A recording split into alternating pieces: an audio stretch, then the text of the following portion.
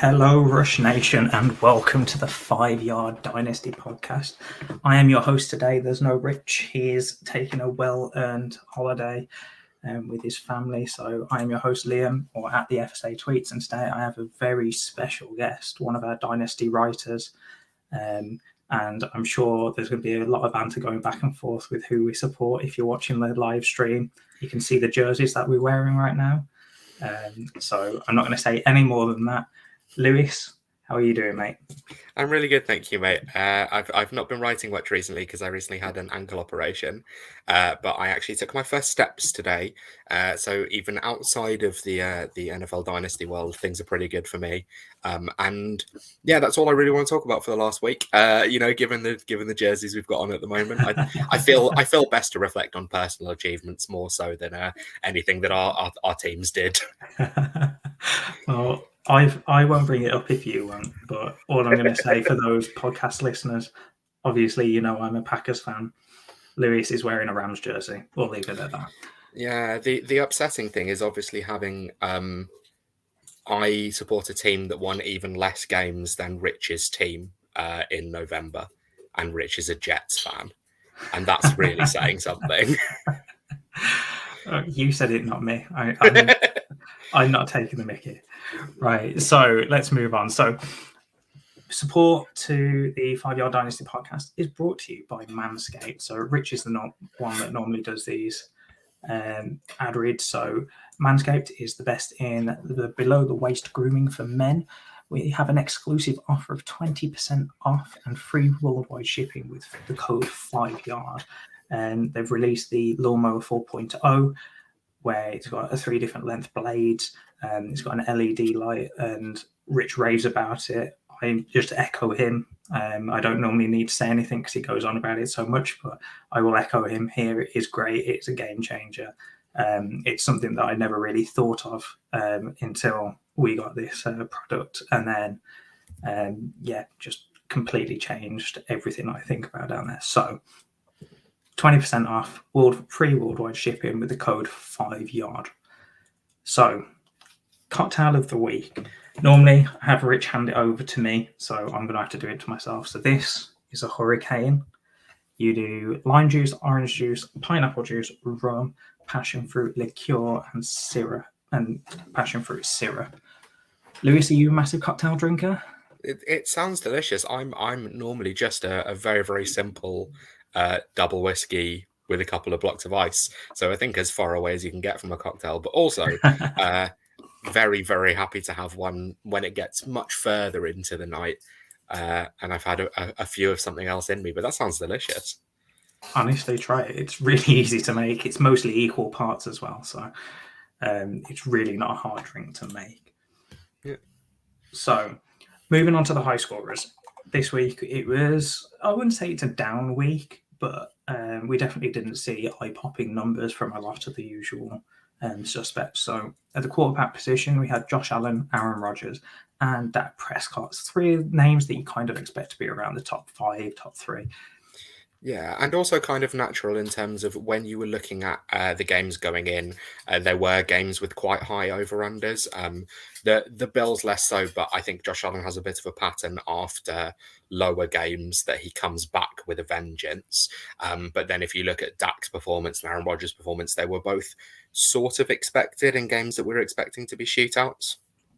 I mean, I'm glad you brought up Dak because last week I mentioned that I started Dak over Hurts, and Dak got me about 1 or 2 points while Hurts got 30. This week I did it the other way around, and look what happened this week. So that league, even though I've still won both matchups, it's not pretty. No, well, I think it was still good. So looking back at the Chiefs game, because I did a similar thing in terms of starting a few, or basically any Cowboys option that I had. I have a league where I have the Dak Amari stack. I can't remember if Amari was still healthy for the Chiefs game, but either way, like you get very, very excited going into these big matchups, but actually just because it doesn't go the way it was supposed to doesn't mean that it was the wrong process. Yeah, I'm I'm with you there. Rich consoled me with that sentiment, so I'll just echo it again. yeah. I'll keep that. So moving on to the running back position. Remember, this is PPR for every position. You've got Leonard Fournette had an absolutely monster week.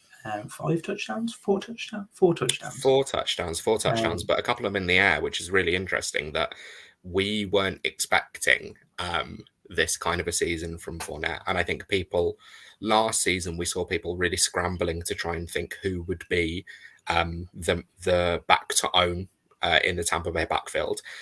This season, it felt like coming into the year, even though we obviously had playoff Lenny, it felt like coming into the year, people went, I don't want any shares in this. I don't want to be part of the issue. And especially when they brought in Gio Bernard, and we thought, okay, so the early down work, who knows what's going to end up happening. But Leonard Fournette is now the running back 5 in PPR.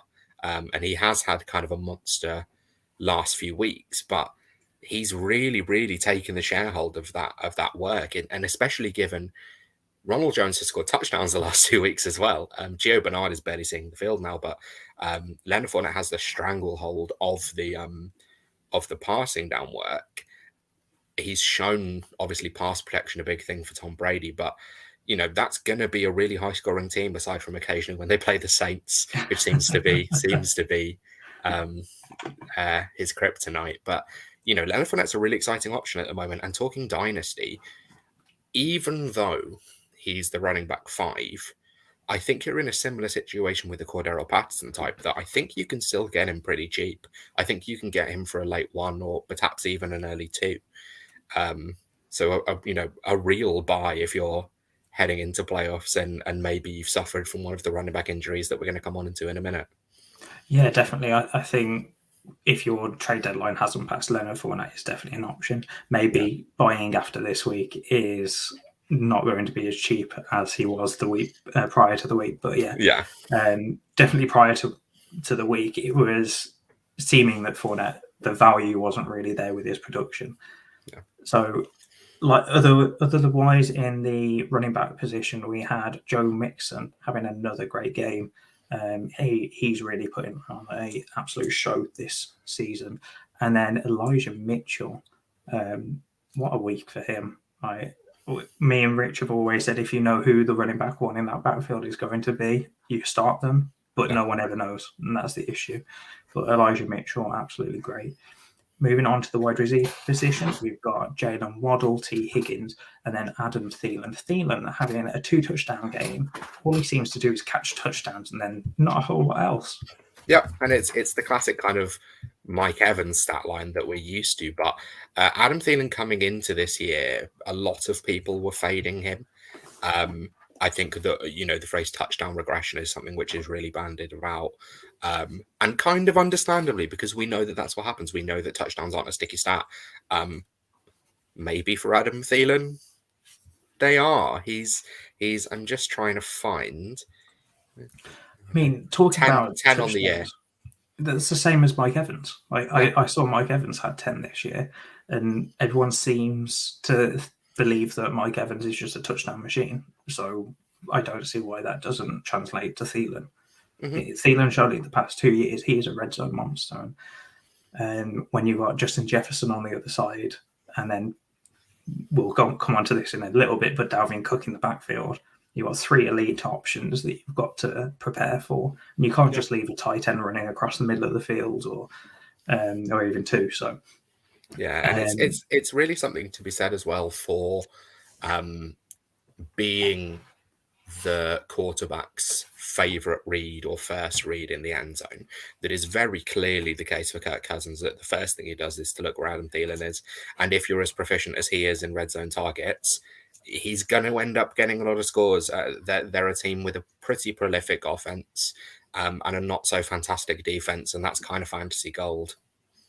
Yeah, no, I'm with you. I was on Adam Thielen coming into the year, knowing that it was more of a buy now, and you're probably not going to get the same value coming out of the season. But if you contend in, Adam Thielen is definitely helping you. Yeah, I actually sold him before the season in a Dynasty league where I'm now 11-1. and the price wasn't something I'm particularly happy with at this point, Ouch. especially given we were just talking about, because it was what's now projected to be 205 or 204, somewhere around there, and Ronald Jones. And it was because I didn't really have any running back depth, and I fell into the trap of maybe Ronald Jones will take a bit more of the work. Good That's price not before the season, but exactly. As you said, the process was there. It is difficult to see. I don't think anyone really projected Ronald Jones being in the doghouse for 90% of this season so far. no. Moving on to the tight ends, we've got Jack Doyle, who was probably on your waiver wire. And if you had him on your lineup, how active have you been this season? Yeah, Jack Doyle, tight end 1, Rob Gronkowski, tight end 2. He didn't score a touchdown, I don't think, but he definitely got all those targets. And then Dawson Knox as the tight end 3. Dawson Knox having an absolutely great season, Lewis. Yeah, Dawson Knox is breaking out the way that we sort of hope tight ends to do towards the third or fourth year. And that's actually something which I think is interesting to talk about from the Dynasty perspective, is sort of Kyle Pitts aside, and actually Frymouth is having an unbelievable rookie season, kind of going a little bit unnoticed just because the focus is on Pitts, as it was justifiably around draft time. But we always talk about kind of breakout age and when we expect players to really explode into fantasy relevancy.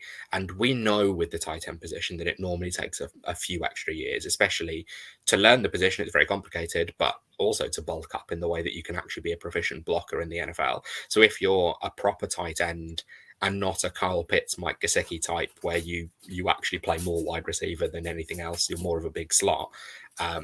It does take a while to learn the position, but in Dynasty, people who aren't so used to Dynasty, they expect instant production from every player that they have on their roster, and you may be unwilling to have someone sit there and go, okay, I've picked up this rookie tight end. I picked up Brevin Jordan in the rookie draft this year in the 4th.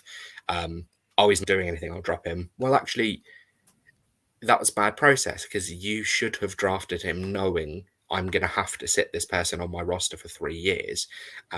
What you can do instead, obviously, taxi squads are quite useful here, but what I quite like to do actually is to try and take advantage of that if there's been quite a low rookie year for a tight end, see if you can buy low on them.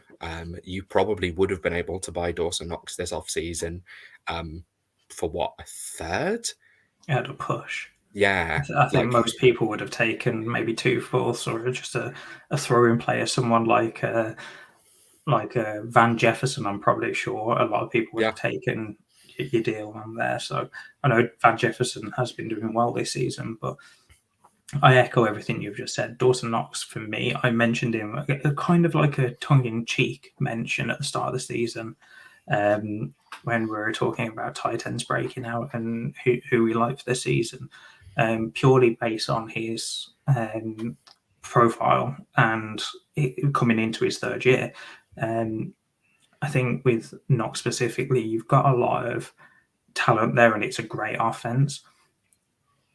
But he is more of an exception to the rule. He's kind of like what Tunyon and Logan Thomas did last year, where they went really undrafted and then all of a sudden have become mainstays. And I can see, even though Dawson Knox isn't doing as well as those two are now or did last year, I don't think you're going to see Dawson Knox drafted as highly.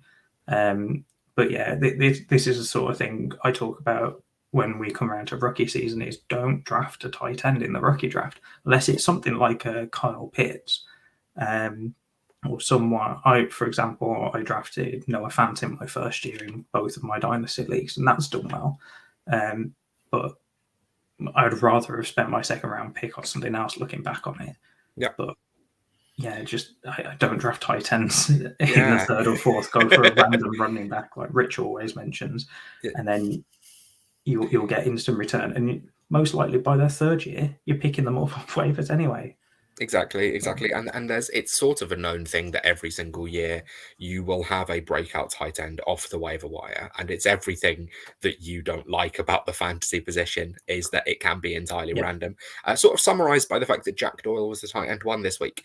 And as we, this seems to be a process-themed show. If you started Jack Doyle in fantasy this week, that was bad process. It might have worked out but that was desperation if you were having to start him. There's no real way of projecting it at all. That in terms of then picking someone up off the wire, you spoke about obviously Tunyon and Logan Thomas. Darren Waller was a huge waiver wire ad when he first initially broke out. Even Mark Andrews came off the waiver wire. It really seems like this is how the position is going to continue to shake out. You're going to have a few elite options at the top, although they seem to be dropping like flies. And then aside from that, it's whoever you can pick up. And, it's a redraft strategy, but I really told myself going into my redraft leagues this year, if I wasn't getting one of my top 3 or 4, I was drafting them with my last pick because I have no interest in those middle round tight ends ever. I did the same in some of my dynasty startups this year. If I didn't get the top 3 or 4, I was looking at just punting the position. I think in one of my leagues, I punted until the 17th round or something, just because I didn't want to take anyone as highly as they were. I think I got CJ Uzomah, who's been fine. He's not brilliant. I liked him going into last season. He showed a bit and then got injured. And it's not like it's not like I knew CJ Uzomah was going to break out, but he's done well for where I drafted him. Tight end 33, I think he was. You don't need to be spending that draft capital, in my opinion. I'd rather take a wide receiver where you're taking your tight end 6, 7. Exactly. And it's always about looking at kind of where you can slot in and see if you're drafting Travis Kelce at the back of the 1, he's going to finish as the running back 3 or the wide receiver 3 in PPR leagues. If you're drafting a tight end in the middle rounds, you're drafting someone who probably would be finishing as the wide receiver 60, somewhere around there. Would you be playing them in your flex spot if you could? No. That is precisely why I punted so far in a lot of leagues. So after Lewis has got me on a tight end rant again, I'm sure that was his only goal of coming on the podcast this week. Yeah. Let's move on to some significant news. What are you going to say? Sorry, Lewis. I was just going to say it's distracting you from the Rams-Packers game. That's really the aim. Yeah. Well, as I said, I won't bring it up if you won't, but as you did, the Packers did win, and I'm very happy about it.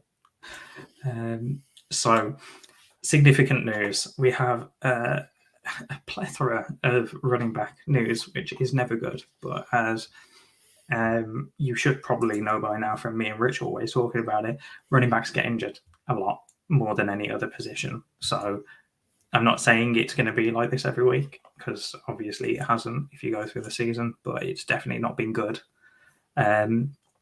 So first of all, Dalvin Cook dislocated his shoulder during the game. He's potentially out for 3 weeks. Keep an eye on it, because that shoulder is not good for Dalvin Cook. He's re-injured it multiple times, so just make sure you keep an eye out on that. Christian McCaffrey is headed back to IR, which means he's done for the season. He came out of the game and he was in a walking boot, so he's back to IR. That's an immense loss for everyone, not only for obviously the player himself, but the Panthers, and an absolute massive loss for anyone that was trying to contend. I know that I'm trying to contend in one league where I sent Elijah Moore and a first for Christian McCaffrey, and luckily it got declined. But I suppose I'll preface that with the first is on the borderline of playoffs. So if he didn't make the playoffs, it would have been something like the 103. Okay. So it would have been worth it. But then if they did make the playoffs, it was going to be 107, 108. So I'm not saying it was a great offer, just making sure that people don't think I'm trying to rip people off. But Christian McCaffrey out for the season. It's really, really horrible news, but it really fits into everything that we've spoken about the dangers of still holding older running backs. Christian McCaffrey is a really interesting one, because he's sort of managed to avoid the injury-prone label that other backs with similar injury history have taken on. He's really missed as much time as Saquon Barkley the last couple of years. Now, obviously, Barkley's MCL tear last year is a harder injury to come back from than McCaffrey's, which was, I think, repeated hamstring injuries last year. So it is a more difficult one to recover from, but he managed to sort of avoid the injury-prone label coming in. He was still going at the top of drafts, and Saquon was sneaking to the back of the first, even into the second. If I'm holding CMC in any league where I have him, just because you're not going to get anywhere near value at the moment. Unfortunately, the sort of teams that will own CMC, unless they're exceptionally well built, will normally have CMC as their really one prime asset, because you have to give up. If you didn't draft him, you had to give up so much to get him. You know, we talk about the sort of prices you're seeing for JT at the moment. That was even higher for CMC a few years ago. That may potentially, and well, definitely has ruined a few people's seasons that he's been out. If you've not passed trade deadlines, and I actually don't particularly like them, so anything I commission doesn't have them. If I'm rebuilding, I'm probably offering something for him now, and it's going to be absolutely nothing, but just to see. If I'm in a league where I'm rebuilding and the contending team has CMC, I'm going in with James Conner in a first, Leonard Fournette in a first, something that's going to give them that running back to help them this season, because at this point, they're probably so knee-deep into playoffs in that they're going to now be panicking that they're going to go out first round. Can you see if you can exploit that as a rebuilding manager? And then potentially, my plan definitely, if I were to do that, would then be to sell CMC early next season when he starts to explode again, as we know he will. I mean, CMC, he's in the top 8 in points per game. Yeah. I saw a tweet yesterday where it said something along the lines of Christian McCaffrey's only had just over 650 rushing yards on the season. I'm like, that's great, but let me have a look at the stats. So when I looked, he has another 500 receiving, which took him up to 1,150 total scrimmage yards in 10 games. Yeah, it's absolutely ridiculous. I believe it was even less than 10 games if you take the snaps. He had over 1,000 scrimmage yards in 10 games. That's crazy for someone, especially a running back. Yeah. Anyway, yeah. We'll move on. So DeAndre Swift, not Hopkins, Swift. He left the game with a shoulder injury, again, 2 to 3 weeks.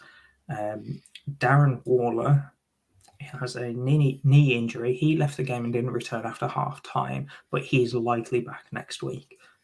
I think you need to keep an eye on this, Lewis, but yeah, he could be out this week. I'm hoping he's back, and I think reports are trending that way, but I think the Raiders might be a bit more skeptical about bringing him back. Yeah. The reason I've highlighted this one as a Darren Waller owner in quite a lot of my leagues, actually, when I looked at shares, I think I own him in 5 out of 8. And Darren Waller is one of the only tight ends that I kind of consider handcuffing. The Raiders have shown that when Waller has missed time, they use Foster Moreau in a very similar way, and especially right now when the Raiders don't really have any other sort of premium red zone threat. Tight ends are pretty much only good for red zone targets if they're not a volume play, as about 3 or 4 of them are. If I own Waller, I'm probably looking to pick up Moreau off waivers, and I'm kind of happy starting him if Waller ends up missing time. I think if you're a Waller owner, you're probably happy with him missing 1 week, so long as you don't desperately need to win this week to make playoffs, because you'd be happier to have him for 4 playoffs than for him to re-aggravate this week. Yeah, but as we've spoken about the tight end position, you could probably pick someone off waivers who's going to be the tight end one. So Jack Doyle. Exactly. So AJ Brown, rib contusion. He is on IR, out for 3 games, which includes this week because it is their Titans bye week. So he's out for the next 4 weeks, next 3 games. The Titans' offense has been decimated. They've lost Julio Jones. Julio Jones hasn't really played. AJ Brown's been in and out, and then they obviously lost Derrick Henry earlier in the season for the rest of potentially this season. I know that there was talk about him coming back for the real NFL playoffs, but yeah, that offense has just been decimated. So Ryan Tannehill now is throwing to Josh Reynolds, I believe, is on the Titans. No, it's on the Lions now. He He's was on the cut. line. So even worse than Josh Reynolds. Yeah, so who would have been there? Marcus First? Johnson, I think, There is you go, one. Marcus Johnson. Is one. Yeah. I can't remember. It says a lot that two people as in the know as us can't remember. Exactly, that's the point. But yeah, I think the AJ Brown injury opens up a little bit of a buy window. I know that he's not been great this season, but maybe there's a little bit of a buy window. I know he's definitely dropped in people's dynasty rankings. Yeah, and I think you've got at the moment a group of young studs. Your Chasers, your Lambs, your DKs, your Jeffersons, and AJ Brown was the fifth in that group, and is really starting to drop off in people's rankings. The injuries are one thing that you really have to take into account, but it should give you a nice window that you can buy him at a price that you won't be able to buy any of the others. Maybe an early first gets him now, as opposed to 3 early firsts getting the others. Yeah, no, I'm with you. So just looking at the wide receiver ones for good podcasting, we should tell the listeners who they are. So Chester Rogers, who I believe was cut from the Colts last season, or was just let go in free agency. Des Fitzpatrick, the rookie, and Nick Westbrook-Ikhine, who I believe is also a rookie. I know he's got 1 year under his belt. So they did. They did actually just sign Golden Tate. He wasn't. He's on the practice squad now. So if he you're can desperate, be alleviated if he needs to. But yeah. So I suppose Golden Tate could be their wide receiver one, but it's not exactly the excitement we had for AJ Brown and Julio Jones. No, definitely not. So over in Chicago, Justin Fields has a rib fracture. So we know that they were looking into a potential rib bruise. We thought he was going to be back this week, and that seems to have changed, and they did actually find a fracture eventually. So he's potentially out 2 to 3 weeks. Andy Dalton's taking over there. Ezekiel Elliott, knee bruise, out for potentially 3 weeks. Dan Arnold has hit IR. I know that me and Rich spoke about that, about Dan Arnold, I believe it was last week or the week before. He's hit IR with an MCL sprain, so he's out for 3 weeks. And then Deebo Samuel came out from the game after having an immense season. He's potentially out for 2 to 4 weeks. That's someone that is probably helping contenders contend and get to those playoffs, and they potentially lose him going into the first week of playoffs, maybe in 2 weeks' time. So that's someone that you need to keep an eye on. Bye weeks, we're looking at Green Bay, the Cleveland Browns, the Carolina Panthers, and as we've already mentioned, the Tennessee Titans. Yeah, a lot of premium options that you're going to be missing right now. I just wanted to actually to bring us back to Deebo. I'd be really interested to know, because I was thinking about him recently, and it was because I was thinking about just rejigging my rankings as we approach the end of the season. What sort of price would you be willing to buy Deebo Samuel for right now? I'd probably be cheeky and max go first and second, but I'm not looking to buy that offense because we're going to see Trey Lance next year. I know that Kyle Shanahan did leave the door open for Garoppolo to start next year, although I don't think that's happening. No.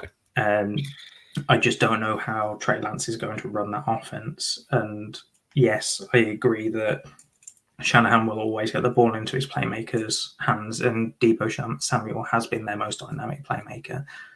But I just wonder how much of the ball Deebo is going to see. Maybe it turns out that Deebo does help in the long run with such a low ADOT that he already has. Lance needs that low ADOT, along with Kittle being around a low ADOT as well, or lowish ADOT. So potentially Deebo even helps Lance, but like I said at the start of the season, I don't like that offense for trying to pick out who's going to be a boom week. We thought it was going to be Kittle coming into the season. Obviously, that's now Deebo. So I'm probably going first and second, and that's probably a little bit cheeky. People are probably looking for 2 firsts. Yeah, I think I agree. I've really got these images in my head of the old triple option that I used to like running on Madden as a kid with Trey Lance in the middle, Debo on one side, and Elijah Mitchell on the other. But no, I think I agree, and that's the sort of why I wanted to ask, is because I still feel. I mean, I don't like buying players who have jumped in the middle of the season, who have exploded, because you're just buying at peak value, and that's not the way I like to run things. Like, I'm more likely to be selling Cooper Kupp right now than I am to be buying him. But that's sort of why I wanted to ask, because I don't think if I if I had an early first, which not to brag, I don't have many of, I don't know if I'd be willing to send an early first for Debo, and I think I'm wrong. I think that is his value, that you'd be looking for 2 firsts for him.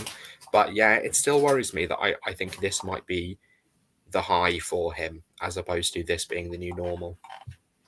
Yeah, I do think that this is a high, but if you're not sending at least a first, or potentially an early first, you're probably not getting him at this point. So yeah. So let's move on, Lewis. Dynasty stock market. We'll start with the risers as usual.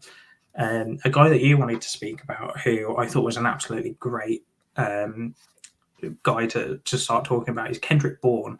So he's the wide receiver 25 overall on the season, but he's the wide receiver 39 in points per game.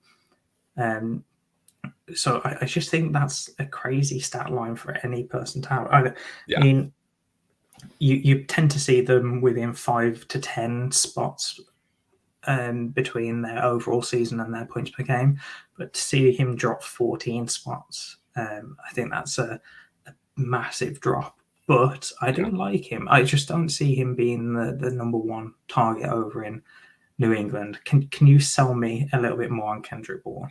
So the reason why I wanted to talk about Kendrick Bourne is less as this is the player to buy that's going to be the new wide receiver 1 on your dynasty team, but more if you're playing in a PPR league, which is what we always talk about. Kendrick Bourne is a really solid floor play for your wide receiver 3 position. We are seeing a huge difference between beginning of the season Kendrick Bourne and then the recent weeks. So I noted here that since week 7, there's only been 1 game that he's had under 4 receptions. And I know none of these stat lines are going to absolutely blow you away, because if they were blowing you away, I wouldn't have to sell you on him. But Mac Jones is really starting to come into his own running in the offense.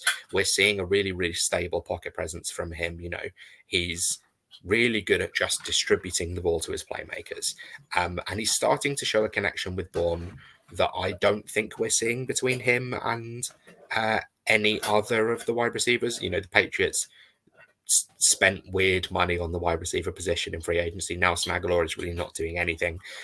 Jacoby Myers is there, who is the leader in targets, but I don't think is dynamic in the same way that Kendrick Bourne is. Kendrick Bourne has a really, really good spectacular catchability, as we see every couple of games from him, but is actually finding his way in the red zone a little bit as well. So with kind of a stable floor of receptions that we've seen recently, along with some touchdown upside, he's actually a really solid wide receiver 3. And he's in the similar range at the moment as players like Darnell Mooney and Devonta Smith. And I know obviously he's older, it's a different situation, but he's not really being spoken about for fantasy at all, and he's been performing really, really well for fantasy, especially the last few weeks. And I think it's someone that, in terms of looking at the dynasty stock market, is a riser that I would be willing to send maybe a late 2 for, an early 3, because you could definitely buy him for that. And most people, he was a waiver wire pickup. And if you're struggling for sort of stability at the wide receiver position, you can do much worse than him as your wide receiver 3. Yeah, I absolutely love that. I saw a trade go down in one of my leagues where someone picked up a Kendrick Bourne share who's contending, and I love that for flex, for like an extra flex play if you need to cover a bye week or an injury. So I'm with you on that. Let's move on to Antonio Gibson. He had 111 rushing yards and 35 in the air. He's the RB21 in points per game and the RB17 overall. So the one thing that I've really noticed about him is when he has great games, I see a lot of people, especially on Twitter, saying, "Oh, Antonio Gibson's brilliant."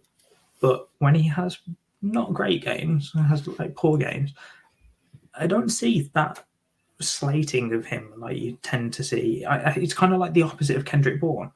Yeah. You tend not to see anything about Kendrick Bourne in general, but for Gibson, you don't see the praise, or you see the praise, you don't see anything else. I think with that Washington offense, it's really up and down. I spoke last week about Terry McLaurin having really up and down season. And just to give you a bit of an idea, listeners, Antonio Gibson has had either single digit games or games around circa 20 points. There's no in between. I think the lowest double digit game he's got is 15 points in PPR. So I think Gibson, although he's a riser because people have seen him have 2 great weeks out of the past 3, I think I'm starting to reevaluate how I view Gibson because he's got 5 double-digit games on the season, and that's it out of 12 weeks.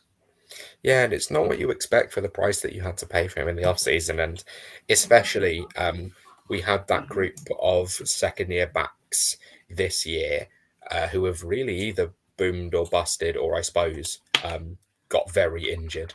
And you sort of expect that explosion from Gibson. And we have, like you said, we have seen it in some weeks, but we've not seen the consistency that you really want to have from your RB1. And I think I really like Gibson. I really like the talent, and maybe usage is some of it.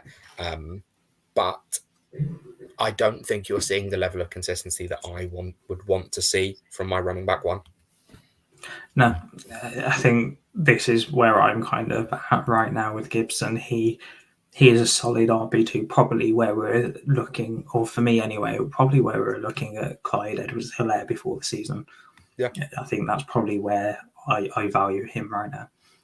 Let's move on to the fallers, Lewis. So ones that I put on here, I kind of put them together to group them up a little bit because they're in the same kind of category for me. One's doing worse than the other. And if Richard was around, I would be digging a little bit of a hole with him. But yeah, let's start with Trevor Lawrence and Zack Wilson as a group. We can split them up if you want. But Trevor Lawrence, for example, he is the QB 22 on the year, but the QB 35 in points per game. Yeah. And then Zack Wilson is the QB 31 in points per game, and the QB 35. Sorry, I got Trevor Lawrence mixed up. It's 22 points per game, 38 in. No, ignore that, listeners. I've messed up my notes, so I won't be cutting that out because I don't want to do the editing. So let's start that again. Trevor Lawrence and Zack Wilson. Trevor Lawrence, QB 22, and then QB 35 in points per game, and then QB 31 for Zack Wilson, and QB 38 in points per game. Now, can you start talking so I don't keep digging myself a hole that I might need to edit later? No problem at all. For me, they both need to improve, and I can see them improving with better rosters. But right now, I just see those talent-deprived rosters and don't think there's an end in sight at the moment. Yeah, so and I do kind of like both of them as fallers in terms of if we're looking specifically at value, the value of both is significantly fallen. I was actually pretty out on Zack Wilson, even so far back as pre-draft. I was in on Trevor Lawrence. Everyone was in on Trevor Lawrence. That doesn't really mean anything.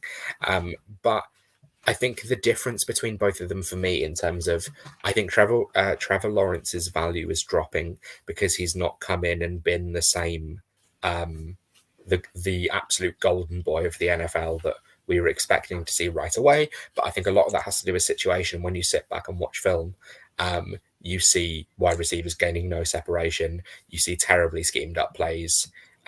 You see a lot of drops from them as well. and just things being put together in a way that you wouldn't necessarily do to help rookie quarterbacks.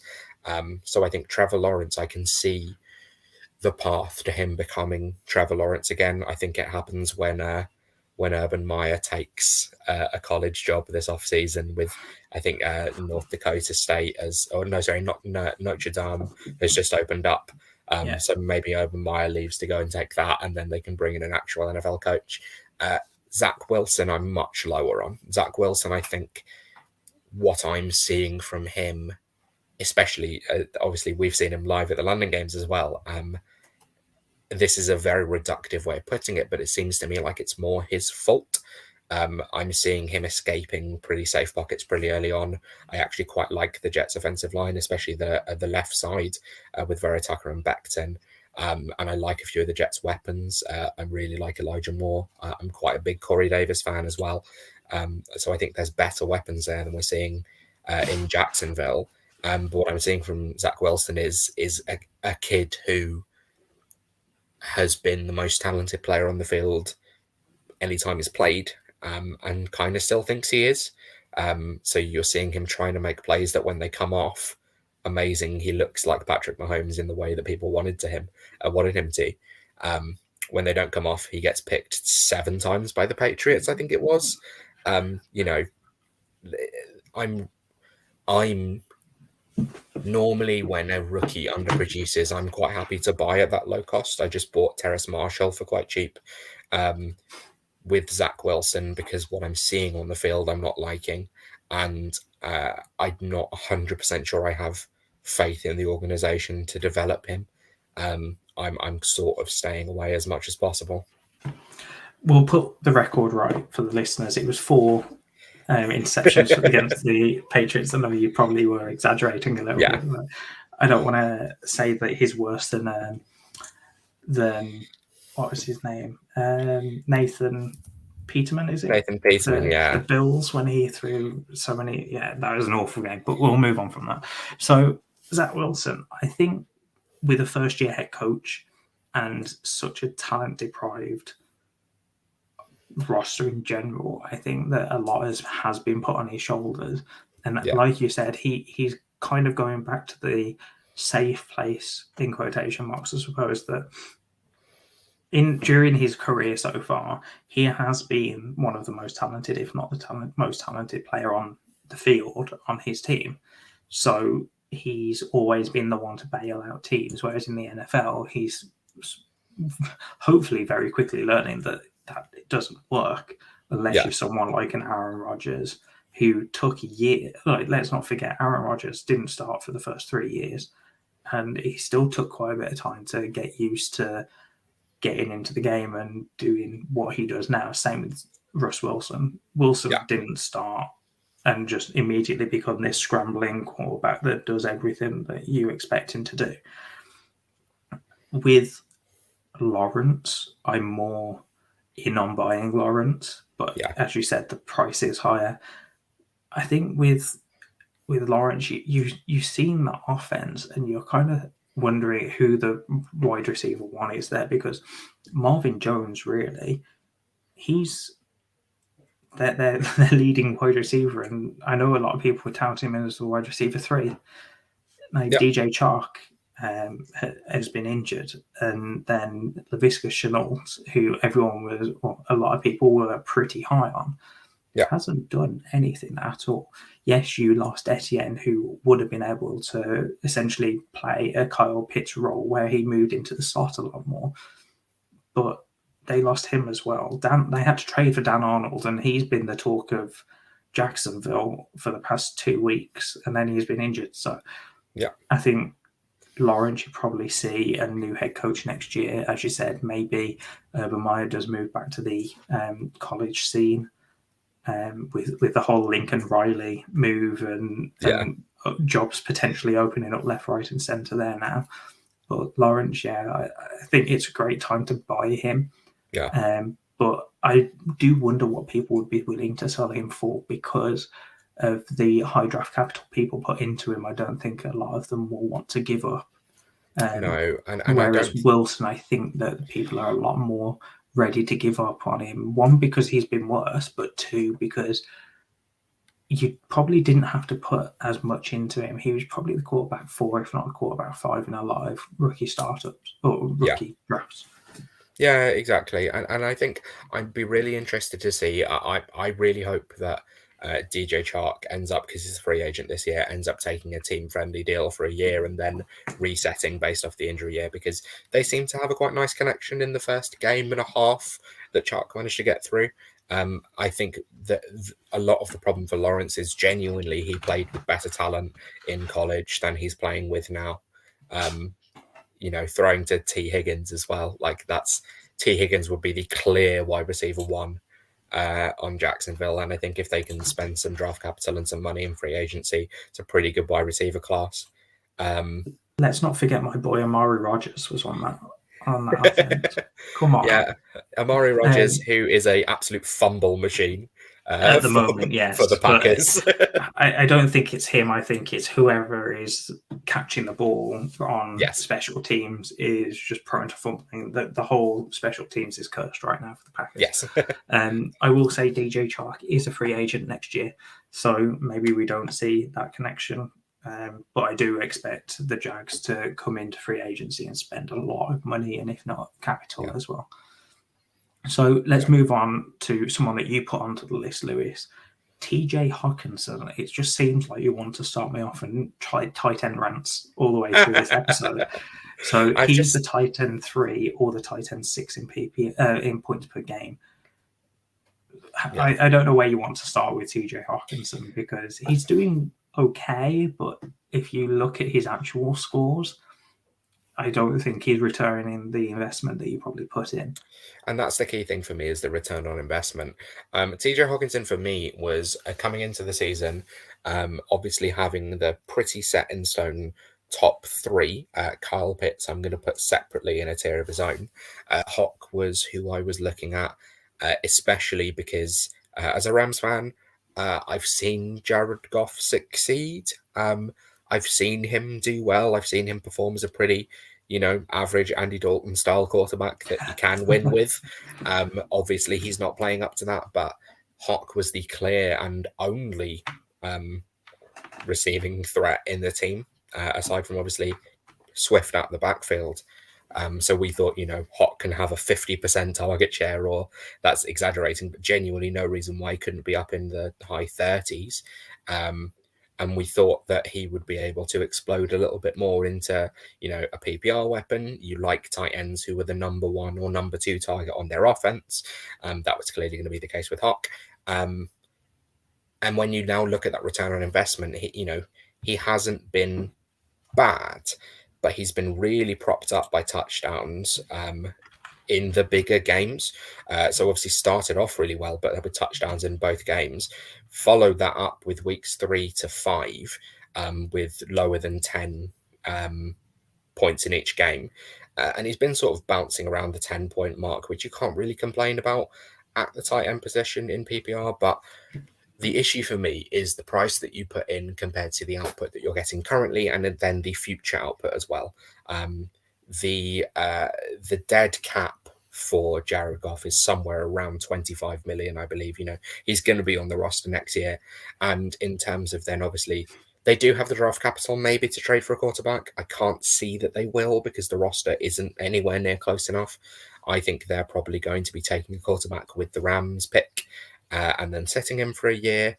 I don't think you're going to be getting the return on Hawkinson anytime soon. So that's why he's a faller for me, because I think it's about the optimism before the season and the price you'll have had to pay for him when you had to draft him compared to what you're getting currently, but then what the outlook is looking like for next season as well. I can't see the Lions offense improving at all. As usual for me, top tight ends are probably a sell more so than not. But yeah, if you find someone that is just looking at the overall stats on the season, you're probably getting a much better price than what he's actually giving you in production. Yeah. So moving on, Lewis, we've got DK Metcalf is the other person you wanted to talk about. So wide receiver 21 on the season and wide receiver 24 in points per game. Basically copy and paste what I've said about AJ Brown. in this section, but take away the injury news and probably put it more on a little bit of production and injury for his quarterback. Yeah, exactly. And this is a similar thing in terms of the return on investment and the price that you might still get for DK Metcalf. But part of the elite price for DK Metcalf wasn't just his production. It was Russell being tied to Russell Wilson for his career. That now looks like it might not be the case, whether it's just because Russell Wilson might not be elite anymore, or whether it's because Russ is going to move elsewhere. We're seeing that, DK's a threat to take it to the house whenever he touches the ball, but I think he's dropped beyond the tier that I spoke about earlier of those young elite weapons. I think he's clearly dropped below those. He's quite difficult to even consider starting at the moment, just because he's had, like one reception in the last couple of games, or in the last game, and then 4 the week before, 3 the week before that. He's quite difficult to start, and that's not what you want to be getting from someone that you had to draft. Back of the first, early second? I just think it's a massive fall from grace, considering that a lot of talk around DK last year was he's the new wide receiver 1 in Dynasty. And you're probably seeing what we saw with AJ Brown. So I think that he definitely is a faller and has been falling for the past couple of weeks. Yeah. So let's move on then, Lewis, to the stars of the week. We've got I decided to go with Mac Jones this week. He had an absolutely great game, and this is probably me looking at film more than actual fantasy production, because he only scored 20 points or 21 points this week, which is the highest score he's had all year. He's not had over 20 points for any game this year, which to me is crazy for someone that is being talked about so much. He had 32 attempts for 23 completions, 310 air yards, and 2 touchdowns in the air. And then he also had 2 rushing attempts for 11 yards. So that's basically menial. But he had an absolutely great game in the air. He was the QB6 on the week, which goes to show if he's only just getting over 20 points on or in the game, and he was the QB6, that goes to show what type of week it was this week for the QB position, at least. But going forward, I like Mac Jones.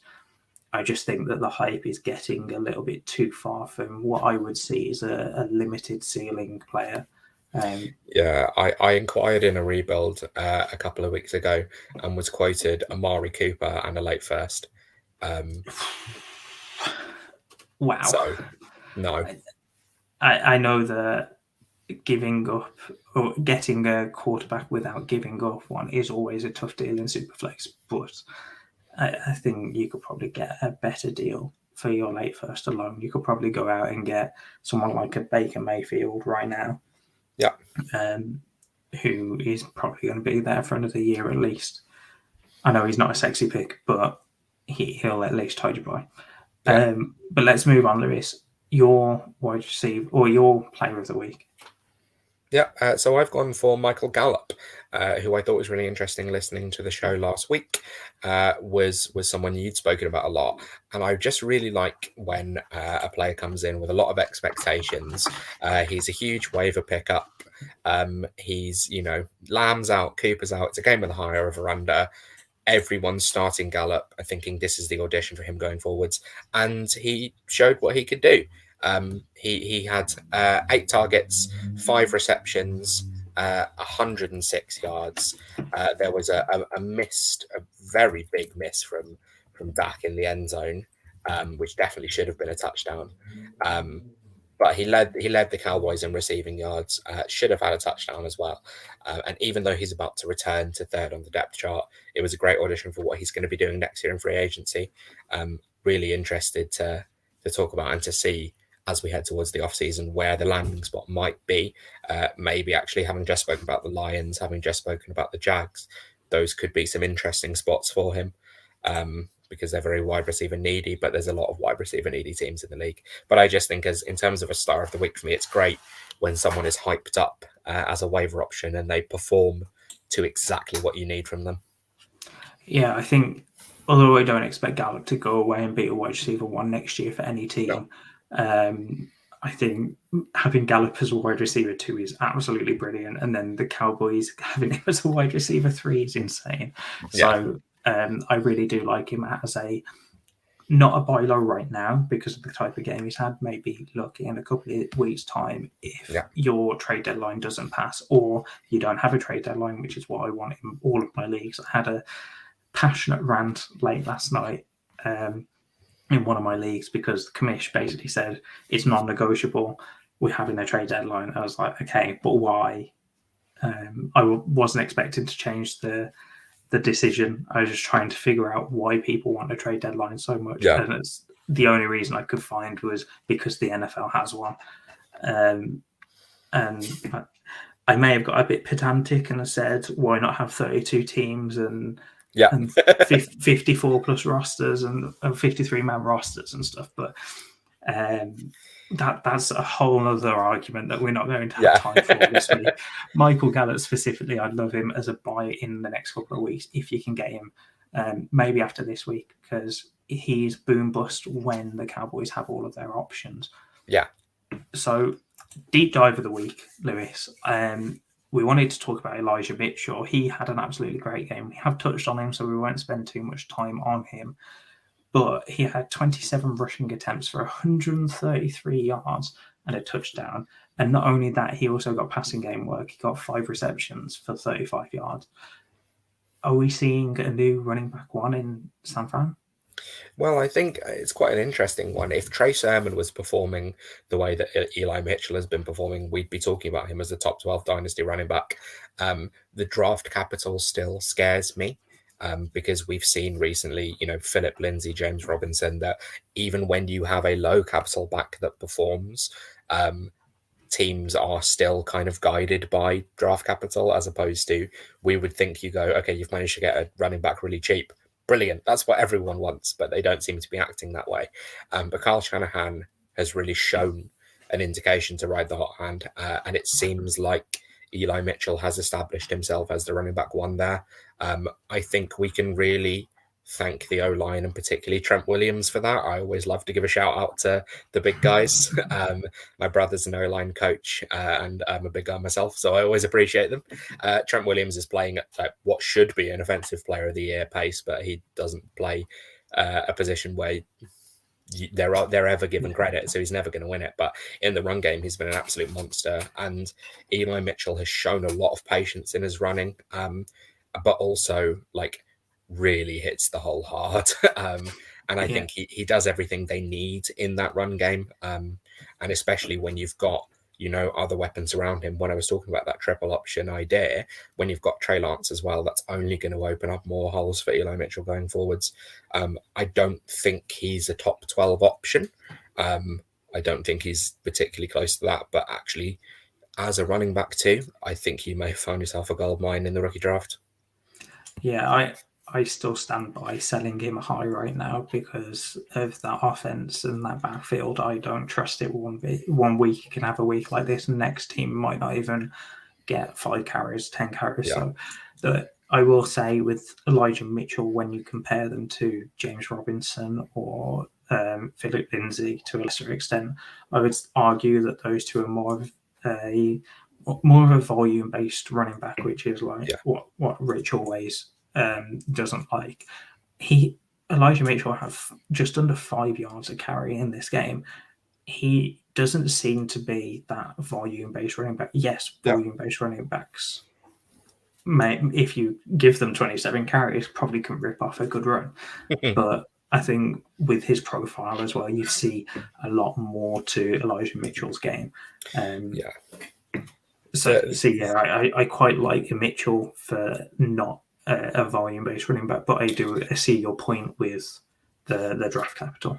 Yeah, the worry for me is that they traded up for Sermon and they really liked him as a prospect, and Sermon has done bits and pieces occasionally when he's not a healthy scratch. It worries me that they may potentially be tied to the draft capital of Sermon and look to get him more involved going forwards, even though Mitchell has clearly been the better running back one on the field. So moving on to the spotlight player of the week. This is a guy that I put in here as a a maybe option, and you were like, yes, let's do this guy. So Hunter Renfro, yes, Waller left the game halfway through, but I really like Hunter Renfro again for more of a flex option. He seems to be getting those PPR targets. They call him third and Renfro because on third down, Carr looks for him, not Waller, who is probably the most dynamic player on third downs. Renfro is picking up those third downs for their Raiders. So he had 9 targets for 8 receptions and 134 yards. That's a lot for a guy that apparently only gets looked at for third downs. This is kind of the role that we were hoping, or a lot of the community were hoping Bryan Edwards would go into. But we're seeing right now that this isn't the case, and it's Renfro's role. Yeah, I really, really like Renfro at the moment. I've liked him since the beginning of the season. I actually drafted him in a few places and have picked him up where I can. He's only had 2 games under 10 points this season. I don't actually think he's had a game over 20 points. Oh no, except the last one was his first game over 20 points this season. That's what you're going to see from Renfro. And the similar argument that I spoke about with Kendrick Bourne of he's a really reliable weapon for the quarterback. The third and Renfro thing has stuck since college. That's since Clemson. So, he was one of Trevor Lawrence's favorites as well. But he's a really, really reliable weapon that's developed a lot, like the route running that we're seeing posted all over Twitter. Anytime he does a weird triple move for a touchdown, you're going to see such a stable floor from Renfro, and I think that's going to stick. Be interesting to see what they do this offseason with the wide receiver position, because obviously the Ruggs incident, Edwards not really developing the way we wanted him to. Djax is obviously only there until the end of the season. So after this season, you're really only looking at Renfro and Waller as reliable weapons. So it may be that they look to draft someone or bring someone in free agency, in which case Renfro goes back more to the slot and sees slightly less targets if there's other options there. But again, for your wide receiver 3 position, for your flex spot, having a stable floor of 10 points is fantastic. Yeah, he is definitely that consistent option. So, Lewis, that concludes the pod this week. How have you felt that's gone? Because I know that this is, I believe, your second or third pod. It's not that many in. No, it's my second pod with you guys, and I think it's only my third ever podcast, or maybe third or fourth overall. But as I was talking to you about beforehand, this is just my favorite thing to sit and talk about. So I don't really tend to get nervous, because especially sitting and talking with someone like you, that I'm really happy to just, it's like we're sat over a pint with a football on in the background. I'm really, really happy sitting and talking about these things. It's nice as well, obviously, having my operation recently. I've been out of the game a little bit, so nice to sit down and really talk some Dynasty with you. Well, hopefully that's kickstarted you back, and that operation, as you've spoken to us, has gone well. So hopefully you get back into the game a lot more. I would say hopefully the Rams get better after last week, but that means that you're chasing us in the playoff race. So I'm going to leave you with that one. So, guys, that has been the 5 Yard Dynasty podcast. Now, it's been a little bit different with a different host, but I hope you enjoyed it. As usual, the Dynasty podcast is brought to you by Manscaped. So that is 5 Yard for 20% off and free worldwide shipping. And we will see you next week. Thank you, everyone.